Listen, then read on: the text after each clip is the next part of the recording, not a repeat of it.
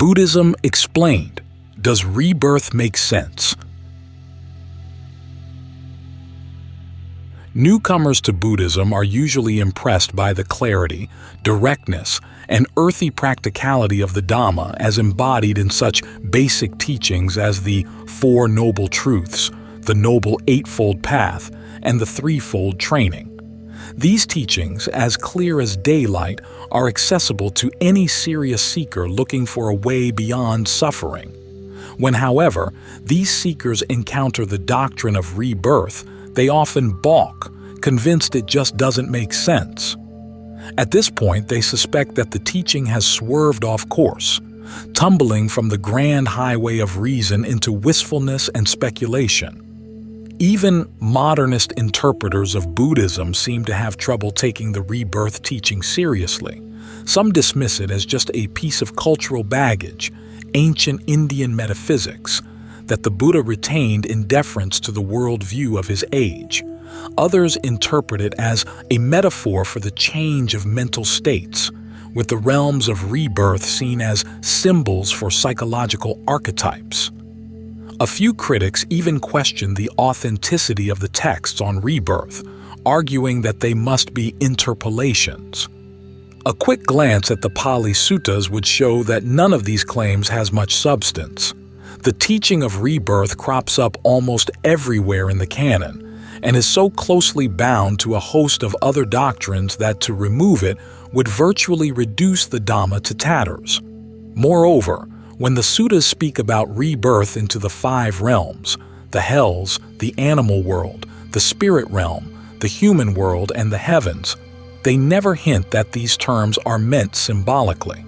To the contrary, they even say that rebirth occurs with the breakup of the body, after death, which clearly implies they intend the idea of rebirth to be taken quite literally. In this podcast episode, I won't be arguing the case for the scientific validity of rebirth. Instead, I wish to show that the idea of rebirth makes sense. I will be contending that it makes sense in two ways.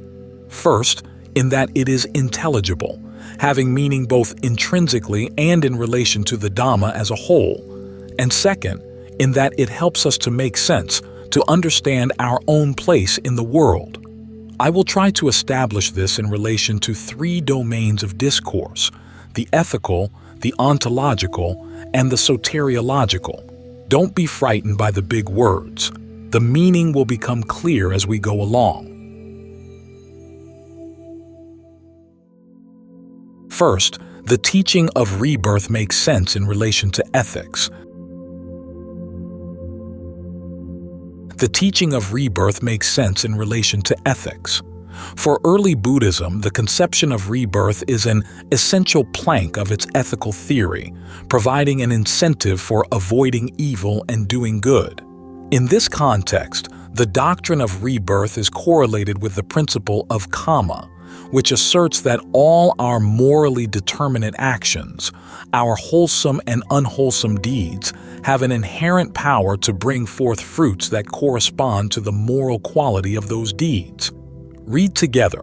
The twin teachings of rebirth and karma show that a principle of moral equilibrium obtains between our actions and the felt quality of our lives, such that morally good deeds bring agreeable results, bad deeds, disagreeable results.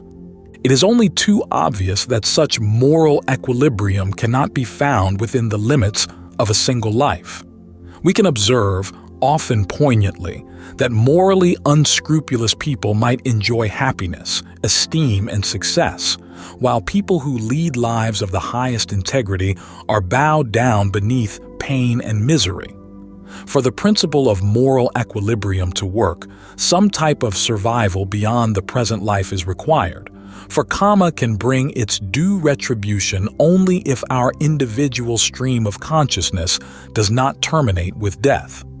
Two different forms of survival are possible. On the one hand, an eternal afterlife in heaven or hell. On the other, a sequence of rebirths. Of these alternatives, the hypothesis of rebirth seems far more compatible with moral justice than an eternal afterlife, For any finite good action, it seems, must eventually exhaust its potency, and no finite bad action, no matter how bad, should warrant eternal damnation. It may be the case that this insistence on some kind of moral equity is an illusion, an unrealistic demand we superimpose on a universe cold and indifferent to our hopes. There is no logical way to prove the validity of rebirth and karma. The naturalist might just be right in holding that personal existence comes to an end at death, and with it all prospects for moral justice. Nevertheless, I believe such a thesis flies in the face of one of our deepest moral intuitions, a sense that some kind of moral justice must ultimately prevail. To show that this is so, let us consider two limiting cases of ethically decisive action. As the limiting case of immoral action, let us take Hitler, who was directly responsible for the dehumanizing deaths of perhaps 10 million people. As the limiting case of moral action, let us consider a man who sacrifices his own life to save the lives of total strangers. Now, if there is not survival beyond death, both men reap the same ultimate destiny. Before dying, perhaps, Hitler experiences some pangs of despair. The self-sacrificing hero enjoys a few seconds knowing he's performing a noble deed. Then, beyond that, nothing, except in others' memories. Both are obliterated, reduced to lifeless flesh and bones. Now the naturalist might be correct in drawing this conclusion, and in holding that those who believe in survival and retribution are just projecting their own wishes out upon the world. But I think something within us resists consigning both Hitler and our compassionate hero to the same fate. The reason we resist is because we have a deep intuitive sense that a principle of moral justice is at work in the world, regulating the course of events in such a way that our good and bad actions rebound upon ourselves to bring the appropriate fruit. Where the naturalist holds that this intuition amounts to nothing more than a projection of our own ideals out upon the world, I would contend that the very fact that we can conceive a demand for moral justice has a significance that is more than merely psychological. However vaguely our subjective sense of moral justice reflects an objective reality, a principle of moral equilibrium that is not mere projection, but is built into the very bedrock of actuality.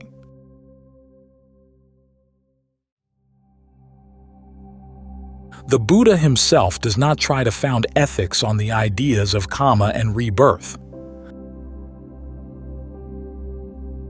The above considerations are not intended to make belief in rebirth a necessary basis for ethics. The Buddha himself does not try to found ethics on the ideas of karma and rebirth, but uses a purely naturalistic type of moral reasoning that does not presuppose personal survival or the working of karma.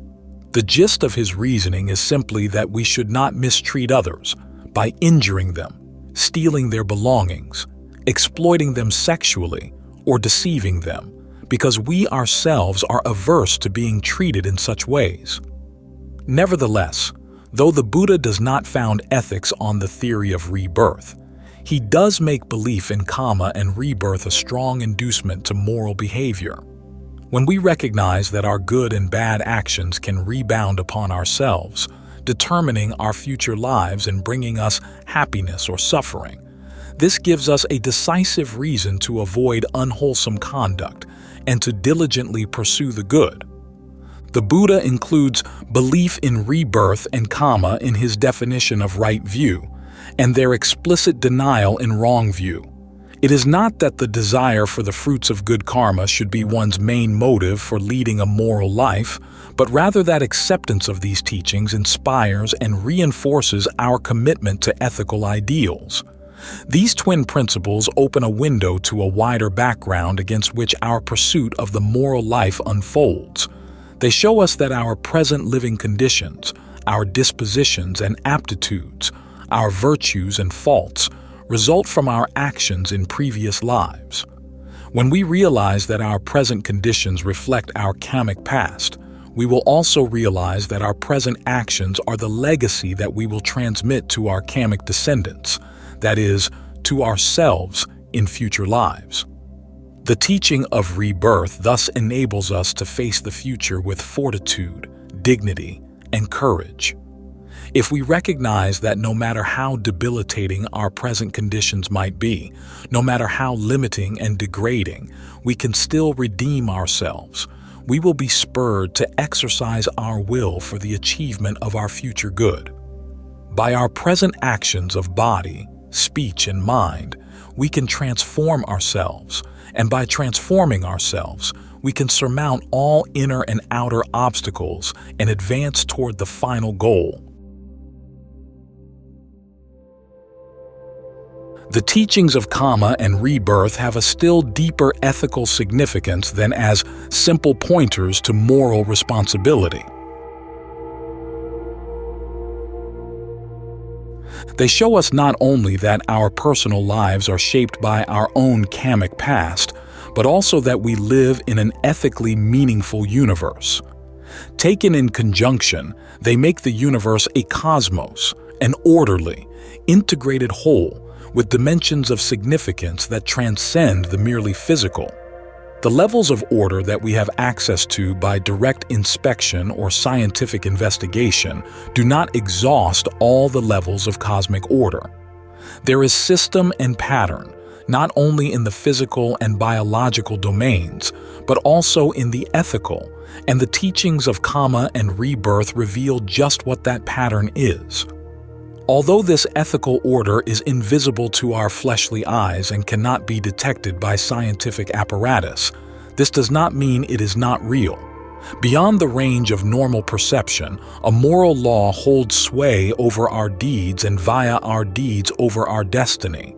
It is just the principle of karma, operating across the sequence of rebirths, that locks our volitional actions into the dynamics of the cosmos, thus making ethics an expression of the cosmos's own intrinsic orderliness. At this point, ethics begins to shade into ontology. The teaching of rebirth, taken in conjunction with the doctrine of karma, implies that we live in a morally ordered universe, one in which our morally determinate actions bring forth fruits that in some way correspond to their own ethical quality. Though the moral law that links our actions with their fruits cannot be demonstrated experimentally in the same way that physical and chemical laws can be, this does not mean it is not real. It means only that, like quarks and quasars, it operates beyond the threshold of sensory perception. Far from being a mere projection of our subjective ideals, the moral law locks our volitional deeds into an all-embracing cosmic order that is perfectly objective in that it functions independently of our personal desires, views, and beliefs. Thus, when we submit our behavior to the rule of ethics, we are not simply acting in ways that merit moral approval. By conforming to the principles of ethics, we are doing nothing less than aligning ourselves with the Dhamma, the universal law of righteousness and truth, which stands at the bedrock of the cosmos. This brings us to the ontological aspect of the Buddhist teaching on rebirth, its implications for understanding the nature of being. Buddhism sees the process of rebirth as integral to the principle of conditionality that runs through all existence. The sentient universe is regulated by different orders of causation layered in such a way that higher orders of causation can exercise dominion over lower ones. Thus, the order of karma, which governs the process of rebirth, dominates the lower orders of physical and biological causation, bending their energies toward the fulfillment of its own potential. The Buddha does not posit a divine judge who rules over the workings of karma, rewarding and punishing us for our deeds. The karmic process functions autonomously, without a supervisor or director, entirely through the intrinsic power of volitional action. Interwoven with other orders in the vast, complex web of conditionality, our deeds produce their consequences just as naturally as seeds in a field bring forth their appropriate herbs and flowers.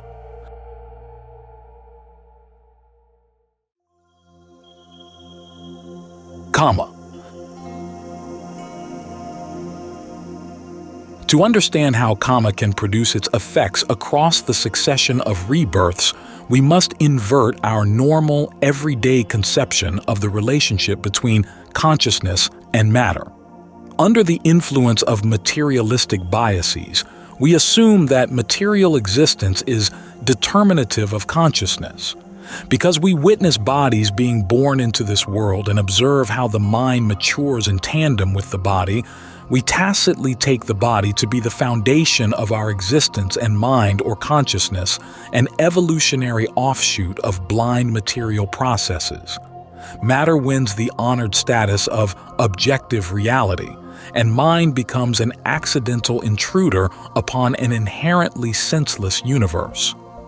From the Buddhist perspective, however, consciousness and the world coexist in a relationship of mutual creation which equally require both terms.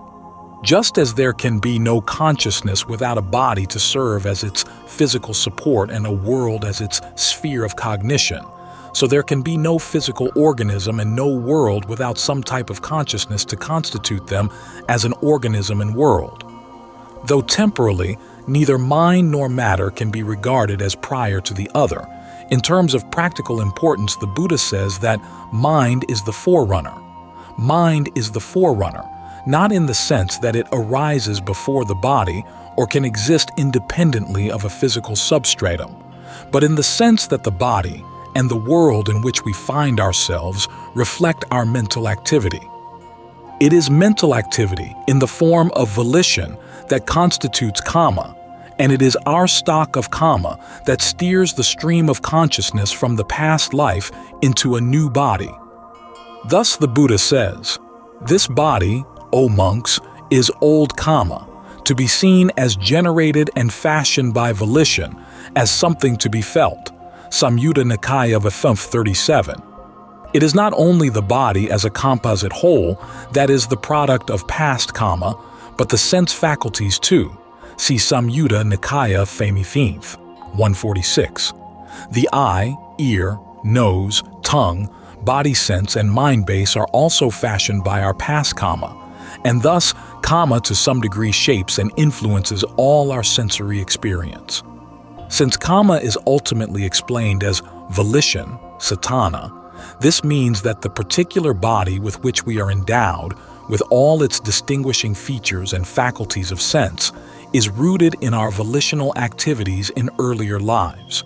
Precisely how past volition can influence the development of the zygote lies beyond the range of scientific explanation, but if the Buddha's words are to be trusted, such an influence must be real. Consciousness is not a single transmigrating entity, a self or soul, but a stream of evanescent acts of consciousness, each of which arises, briefly subsists, and then passes away. The channel for the transmission of karmic influence from life to life across the sequence of rebirths is the individual stream of consciousness. Consciousness embraces both phases of our being, that in which we generate fresh karma and that in which we reap the fruits of old karma, and thus in the process of rebirth, consciousness bridges the old and new existences. Consciousness is not a single transmigrating entity, a self or soul, but a stream of evanescent acts of consciousness, each of which arises, briefly subsists, and then passes away.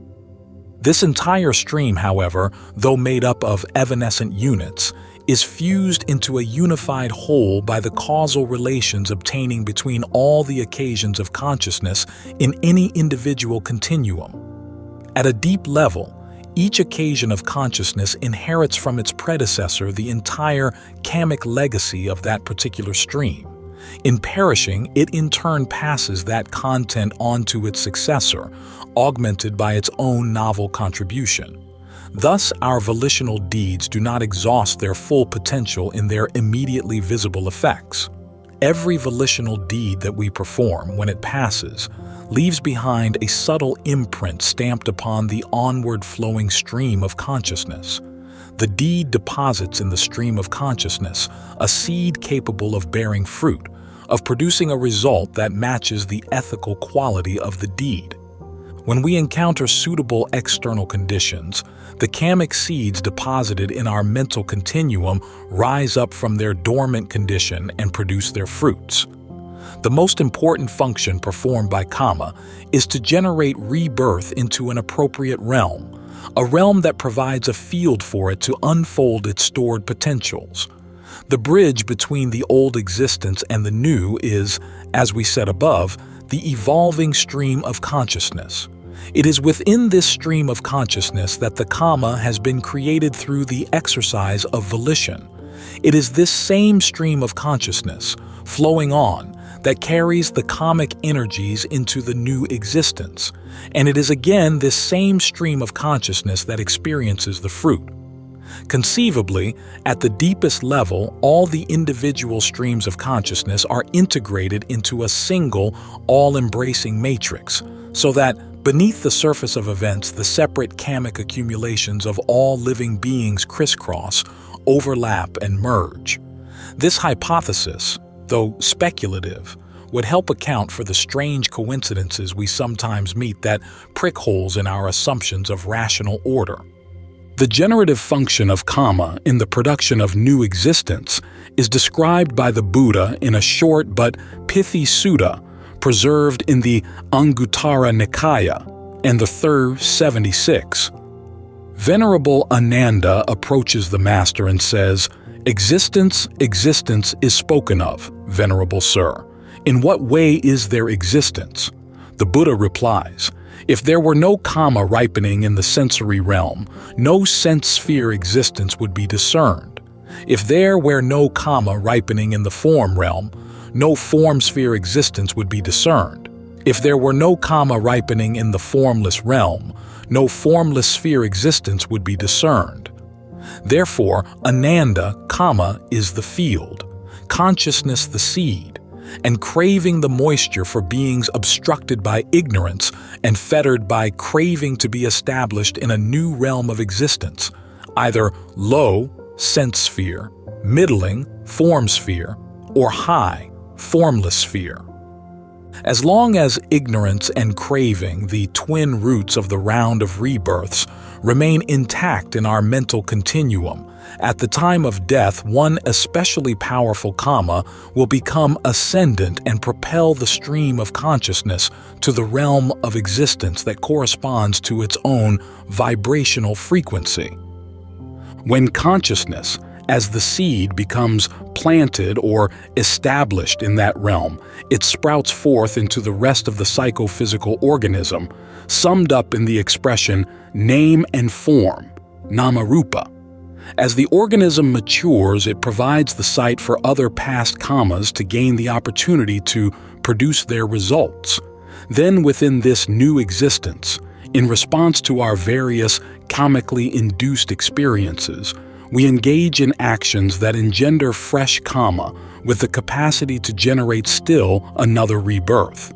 Thereby, the round of existence keeps turning from one life to the next, as the stream of consciousness, swept along by craving and steered by karma, assumes successive modes of embodiment.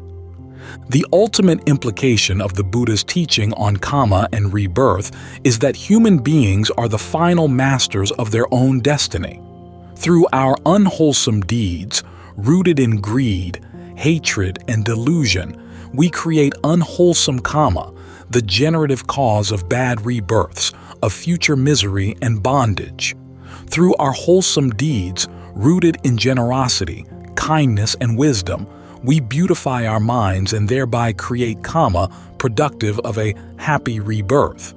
By using wisdom to dig more deeply below the superficial face of things, we can uncover the subtle truths hidden by our preoccupation with appearances. Thereby, we can uproot the binding defilements and win the peace of deliverance. the freedom beyond the cycle of karma and its fruit.